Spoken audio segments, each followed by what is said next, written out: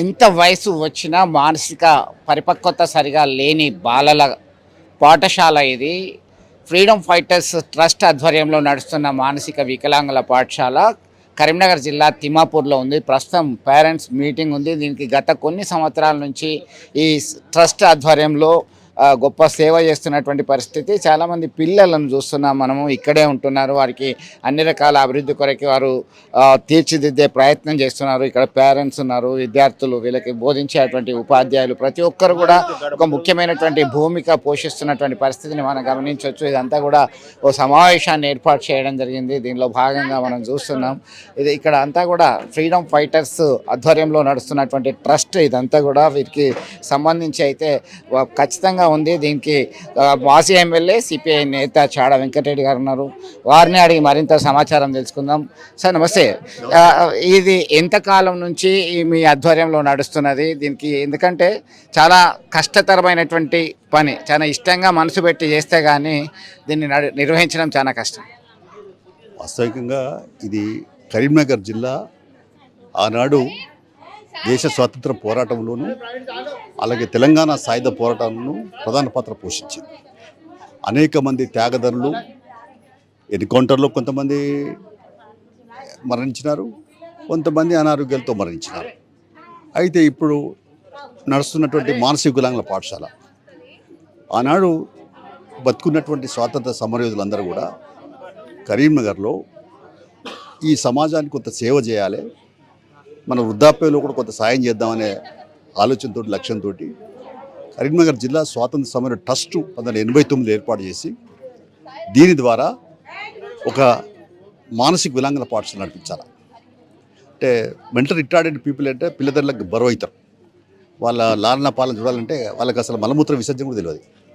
సంక్లిష్ట పరిస్థితి ఉంటుంది. వాళ్ళకు తినుకుంటుంటే తప్ప వేరే మార్గం లేదు. చేతులు వంకలు పోతాయి, ఏళ్ళు వంకలు పోతాయి, కాలు వంకలు పోతాయి, మాట రాదు, లేకుంటే అసలు మాట కూడా సరిగ్గా నత్తిగా వస్తుంది. ఇట్లాంటి అనేకమైనటువంటి లోపాలు ఉన్నటువంటి నేపథ్యంలో ఒక మానవ సేవగా గుర్తించి వాళ్ళు ఈ మానసిక వికలాంగుల పాఠశాల ఏర్పాటు చేయాలి. అంతేకాకుండా ఈ కరీంనగర్ జిల్లా స్వాతంత్ర సమయంలో ఒక చరిత్ర రాయాలి, ఎగ్జిబిషన్ పెట్టాలి ఒకటి, తర్వాత ఓల్డేజ్ హోమ్ కూడా నడపచ్చు. ఇలాంటివన్నీ కొంచెం లక్ష్యాలు నిర్ణయం చేసుకోవడం జరిగింది. అయితే అనివార్యంగా ఈ పాఠశాలను వాళ్ళు ప్రారంభించి ఒక 15 మందితో 20 మందితో స్టార్ట్ చేసి మెల్లమెల్లగా దాన్ని అంచనా జరిగింది. నేను 96లో ఈ ట్రస్ట్ మెంబర్గా, అప్పుడు నేను సిగురుమాడి మండల పరిషత్ ప్రెసిడెంట్గా ఉన్నాను. అప్పుడు నన్ను ప్రత్యేకంగా ట్రస్ట్లోకి ఆహ్వానిస్తే నేను ట్రస్ట్ మెంబర్ అయినాను. ఆ తర్వాత అప్పటి నుంచి నేను కంటిన్యూగా నాకున్న పరిమితులలో మండల అధ్యక్షుడిగా, తర్వాత ఎమ్మెల్యే అయిన తర్వాత కూడా కోమరెల్లి గారు ఇప్పుడు మేనేజింగ్ ట్రస్టీ ఉన్నాడు. అప్పుడు మన ఈ డాక్టర్ వెంకటరామారావు గారు గౌరవ అధ్యక్షుడు ఉండరు, అంతమూలు రమాపతిరావు గారు ఉండరు, తర్వాత ఈ చెన్నమనేని రాజేశ్వరరావు ఉండరు, ఇట్లా మేనేజింగ్ ట్రస్టీలు మసూదరావు గారు కీసేసులు, ఇప్పుడు ప్రస్తుతం మేనేజింగ్ ట్రస్టీగా కోమరెల్లారెడ్డి గారు ఉన్నారు. ఇట్లా మారుతూ వచ్చింది. తర్వాత మధ్యలో ముస్కెల్లారెడ్డి, ప్రధానంగా ముస్కెల్లారెడ్డిని మరవకూడదు. ఆయన కూడా ఒక తెలంగాణ అప్పుడు తెలంగాణ సాహిత్య పోరాటంలో పాల్గొన్నాడు. ఆయన కొరియర్గా పనిచేసినాడు. ఆయన కూడా ఈ ట్రస్ట్కి మేనేజింగ్ ట్రస్ట్గా పనిచేశాడు. ఈ స్థల సేకరణలో కొంత ఇబ్బందులు పడి మేము మొత్తం మీద ఎల్ఎండిలో ఒప్పించి దీన్ని ఈ ల్యాండ్ తీసుకోలేదని కలెక్టర్ అప్పుడు బాగా స్మితాదేవర గారు ఉంటే వారు రికమెండ్ చేసి పంపించారు. చెన్నమనేని రాజేశ్వరరావు కీసేసులు ఆయన హైదరాబాద్లో మొత్తం మీద జీవో తీశాడు. ఈ భూమి సేకరించాం.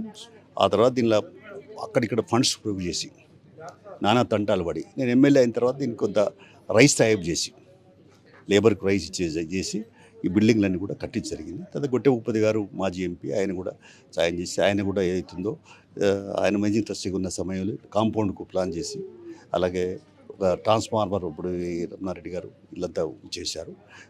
మన జాయింట్ డైరెక్టర్ ఉన్నటువంటి జనార్దన్ రావు గారు వారి ప్రయత్నం వారు చేశారు. ఎక్కడి వాళ్ళు అక్కడ ఇటు భగవాన్ యువకుడు ఆయన పని ఆయన పాత్ర పోషిస్తూ ఉన్నాడు. ఇట్లా మొత్తం మీద ఈ ట్రస్ట్ ఇక్కడ ఒకటే గొంతుకగా పనిచేస్తున్నాం అందరం.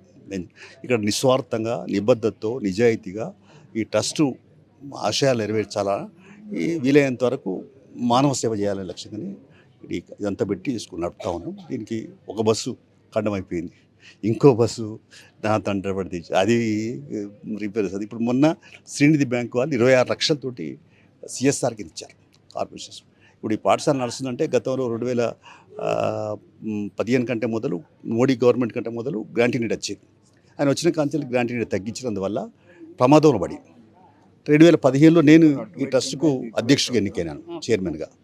అప్పుడు అన్ని కష్టాలే, జీతాలకు డబ్బులు లేవు, ఇబ్బందులలో ఉన్నటువంటి పరిస్థితుల్లో దీన్ని మళ్ళీ మేము లైన్లో పెట్టడానికి ఒక సాగునీరు తీసి కేవనేశ్వర విగ్రహావిష్కరణ పెట్టి ఓ రకంగా మంత్రులను పిలిచి అందరిని పిలిచి దీన్ని భాగస్వామ్యం చేసి ఒక కొత్త ధనాన్ని తీసుకొచ్చి దీన్ని ఈ ఎల్ఎండిలో ఉంది అనే ఒక వాతావరణాన్ని తీసుకురావడానికి విశేష ప్రయత్నాలు చేశాం. ఆ తర్వాత అప్పుడు ఈటల రాజేందర్ గారు వచ్చినారు, జిల్లా పరిషత్ చైర్మన్, కలెక్టర్లు, చాలామంది కలెక్టర్ వచ్చిపోయారు. ఆ తర్వాత ఈ మధ్య సీతక్క గారు వచ్చినారు, పొన్నం ప్రభాకర్ వచ్చినాడు, అడ్డూరు లక్ష్మణ్ కుమార్ వచ్చినాడు, మంత్రులు, డైరెక్టర్లు అందరూ కూడా వచ్చి దీన్ని చూసిన తర్వాత అందరూ కలిసి మొత్తం మీద దీన్ని ప్రోత్సహించే లక్ష్యంగా పనిచేస్తున్నారు. అందరికంటే ప్రధానంగా నాట్కో నన్నపల్లి రాజీవ్ అనేట ఆయన మనకు అడగానే ఒకసారి 10 లక్షలు, ఒకసారి 10 లక్షలు ఇట్లా ఇచ్చి బాగా తోడ్పడ్డాడు. రామచంద్రన్ మిషన్ వాళ్ళు, ఇక్కడ మిషన్ ఉంటుంది వాళ్ళది, వాళ్ళని కూడా అప్రోచ్ అయితే వాళ్ళు కూడా 5 లక్షలు వాళ్ళు వాళ్ళ దగ్గర లేకుండా వాళ్ళు ఇప్పించారు వేరే వాళ్ళతో. ఇట్లా చాలామంది ఒకటి ఇద్దరని కాదు, అందరూ ఈవెన్ పేరెంట్స్ కూడా, ఈ పిల్లల తల్లిదండ్రులు కూడా, వాళ్ళు కూడా వీలైనంత వరకు 1000, 5000, 2000, 3000 బియ్యం ఇట్లా రకరకాల. ఇప్పుడు ప్రజెంట్ ఎంతమంది స్టూడెంట్స్ ఇక్కడ ఉన్నారు, పేరెంట్స్ ఎట్లా ఫీల్ అవుతున్నారు? 125 మంది ఉండరు పిల్లలు. అయితే ఇక తల్లిదండ్రులు ఎట్లా ఫీల్ అవుతారని వాళ్ళు చెప్పాలి. ఇప్పుడు ఫ్యాకల్టీ మెంబర్స్ ఎంతమంది ఉన్నారు ఇక్కడ? ఇక్కడ దాదాపు 37 మంది ఉంటారు, పార్ట్ టైం ఫుల్ టైం కలిసి, మొత్తం అందరు కలిసి ఆల్ టుగెదర్, డ్రైవర్కి అంతా 40 మెంబర్స్. వీళ్ళందరికీ నెల సాలరీస్ ఇస్తాము. తర్వాత తిండి భోజనాలు ఇట్లా అన్నీ ఎవరు వచ్చినా కూడా ఇక్కడ భోజనం అనేది మధ్యాహ్నం పూట వచ్చినా అంటే భోజనం వేసుకోవాల్సిందే. ఒక అన్నదాత అన్నట్టు. దీనికి గ్యాస్ సిలిండర్, గ్యాస్కు అనే ప్రభాకర్ రావు అని ఆయన ఇస్తాడు ఇక్కడ ఫ్రీగా. తర్వాత దీనికి నెట్టు, టీవీలకు నెట్టు వేరే వాళ్ళు ఇస్తారు. ఇట్లా అందరూ ఒక్కొక్కరు రకమైనటువంటి పరిస్థితుల్లో దీన్ని అందరూ సహకరిస్తున్నారు. కాబట్టి ఈ ట్రస్ట్ నడుస్తుందంటే ఇవాళ ఓవరాల్గా భాగస్వాముల అందరూ కూడా దాతల భాగస్వాముల ద్వారానే జరుగుతుంది. ఇప్పుడు ఈ మధ్య గవర్నమెంట్ కూడా, గత గవర్నమెంట్లో ఏమో డైరెక్ట్గా ఇవ్వలేదు డబ్బులు, రిస్క్ ఫండ్ అనేది ఏదో ఇచ్చినారు. రేవంత్ రెడ్డి గవర్నమెంట్ మాత్రం 50 లక్షలు ఇప్పుడు మనకు ఇచ్చింది, డబ్బు ఇచ్చింది. తర్వాత ఇట్లా వేరే వాళ్ళ రకరకాల కూడా ఇప్పుడు కేంద్రం మీద కూడా ఒత్తిడి పెంచినాం మీరు ఇవ్వాలని, వాళ్ళు కూడా కొంత శాంక్షన్ చేసే పరిస్థితిలో ఉంది.